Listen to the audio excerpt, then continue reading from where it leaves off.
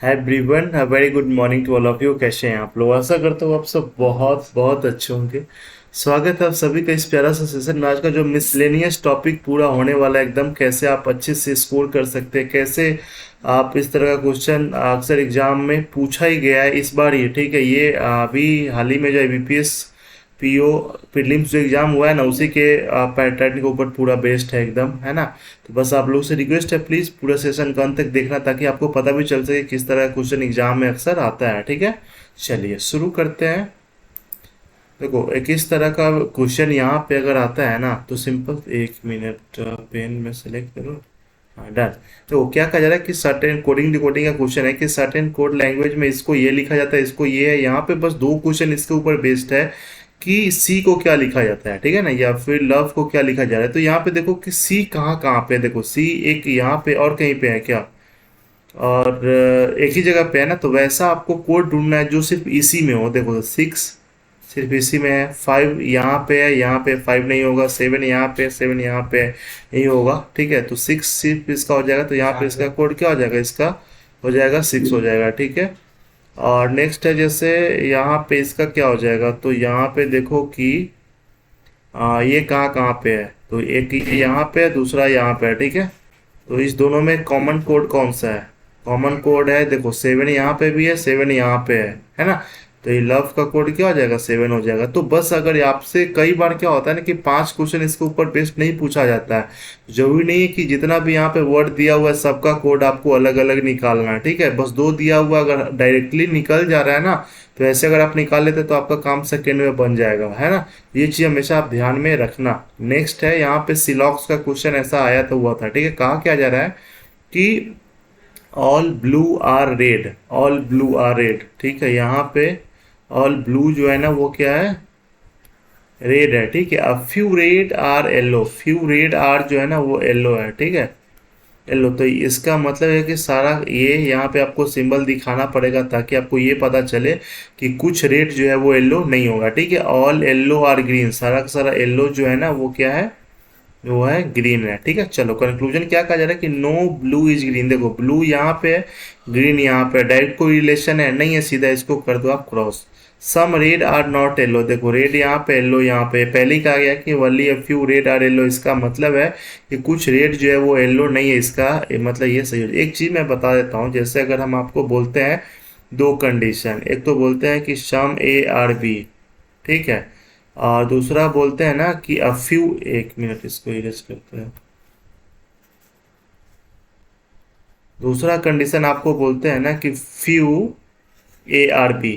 ठीक है, तो यहाँ पे आपको ये चीज जरूर जरूर दिखाना ही है। ठीक है, सम वाले में डायरेक्ट ऐसा फिगर बन जाएगा, फ्यू ए आर बी में ऐसा बनेगा। तो इसमें क्या क्या हो सकता है, जैसे सारा का सारा ए जो है बी हो सकता है, एकदम हो सकता है। सारा का सारा बी ए हो सकता है, एकदम हो सकता है। ठीक है, लेकिन इस वाले केस में सारा का सारा ए जो है ना वो बी नहीं हो सकता है। ठीक है, लेकिन अगर ये बोलता है कि ऑल बी का ए होने का पॉसिबिलिटी है, तब ये सही हो जाएगा।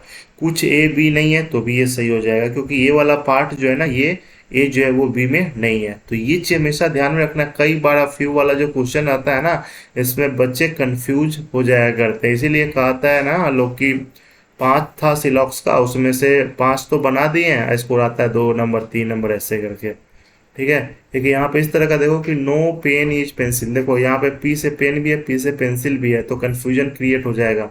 और डायरेक्ट शॉर्टकट में लिखते हैं, इसलिए पूरा का पूरा लिख दिया करो कि नो पेन इज पेंसिल। ठीक है, दोनों के बीच में कोई रिलेशन है। Few pen are copy, few pen जो है ना वो क्या है, वो है कॉपी है, मतलब कुछ पार्ट जो है इसमें नहीं होगा।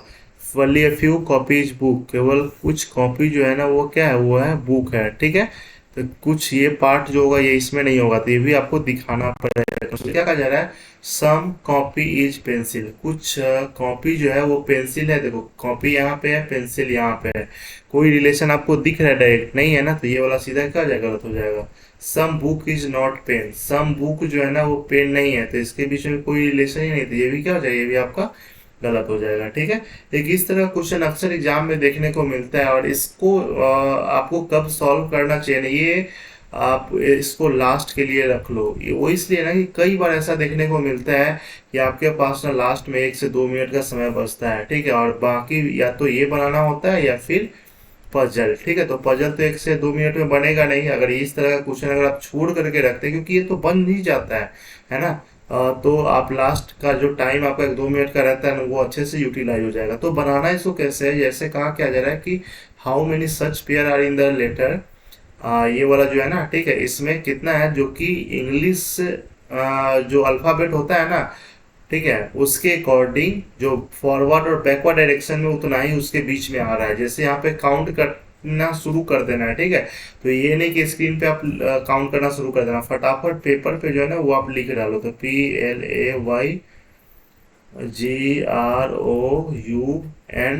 प्ले ग्राउंड हो गया ना। आप काउंट करो, PQRSTUVWXY नहीं हुआ, LMNOPQRS नहीं हो गया, ABCDEFGH नहीं हो गया, YZ नहीं हो गया, GHIJK नहीं हो गया, RSTU नहीं हो गया, UVW नहीं हो गया, ये ओ है ना, OPQ नहीं हो गया, UVW नहीं हो गया, NO इधर से नहीं हो रहा है। अब उल्टा चलते हैं, DEFGHIJKL, देखो एक तो डी से लेके एल तक एक पेयर मिल गया, NOPQRSTUV नहीं हो गया, UVWXY, देखो एक यू से लेकर के वाई तक एक पेयर बन गया, OPQRST नहीं हो रहा है, RST GHI नहीं है, IGHIJ नहीं हो रहा है, YZABC, मतलब 2 पेयर इसमें बन रहा है। तो इसका आंसर क्या हो जाएगा, 2 हो जाएगा। तो इस तरह का आपको ध्यान में हमेशा रखना है। इनइक्वलिटी का क्वेश्चन जब भी आता है तो ये आप सेकंडों में, 5 सेकंड में अगर ध्यान दोगे तो आप बना लोगे इजीली। कैसे करना है, जैसे यहाँ पे क्या कहा जा रहा है कि R is smaller than C, R जो है सी से छोटा है ना, यही कहा जा रहा है। देखो अब जहाँ पे ये वाला जो आप स्टेटमेंट देखो, ठीक है, आर यहाँ पे, सी कहाँ पे, सी यहाँ पे है, सी ऑलरेडी बड़ा दिख रहा है, ठीक है, तो कोई बात नहीं, सी किससे बड़ा है, तो सी देखो इसमें और इस वाले टर्म में ना आने के लिए हमको ना सी से एल तक चलेंगे, तो सी एल से बड़ा है और एल जो है आर से बड़ा बड़ा है, इसका मतलब सी जो है आर से बड़ा है, ठीक है। कैसे, क्योंकि अगर मान लो ये अगर सिंबल दिया हुआ है ना, एक बार अगर ये आ गया ना तो इसी का मतलब ये सबसे बड़ा इसको माना जाता है, ठीक है। आई एफ से बड़ा है, तो आई देखो आई को बड़ा दिखना चाहिए, है ना, आई यहाँ पे ऑलरेडी छोटा दिख रहा है, तो सीधा क्या करें, इसको क्रॉस कर देंगे। तो ऐसे करके आप सेकेंडों में इसको बना सकते हैं इजीली एकदम, बस प्रैक्टिस करोगे तो आपका काम बन जाएगा। ओ एम से बड़ा है, देखो ओ यहाँ पे है, एम यहाँ पे है, तो ओ से एम तक जाने के लिए कैसे जा सकते हैं, ओ से आर तक जाएंगे, है ना। ओ आर से बड़ा है, आर एम से बड़ा है, इसका मतलब ये होगा, सही हो जाएगा। ओ टी से बड़ा है, तो ओ जो है वो टी से बड़ा है, तो बात सही है। चाहे ये भी बोल सकते हैं कि टी जो है वो से छोटा है, तो भी सही बात है ना। तो दोनों आपका ये सही हो जाएगा। तो ये तरीका आपको हमेशा अपनाना है एग्जाम में। कैसा लगा जरूर आप कमेंट करके बताएं। चैनल पे पहली बार आप सपोर्ट कर देना, चैनल को सब्सक्राइब करके, और रेगुलर है तो आप प्यारा सा कमेंट कर देना। चलो bye bye, take care, have a nice day.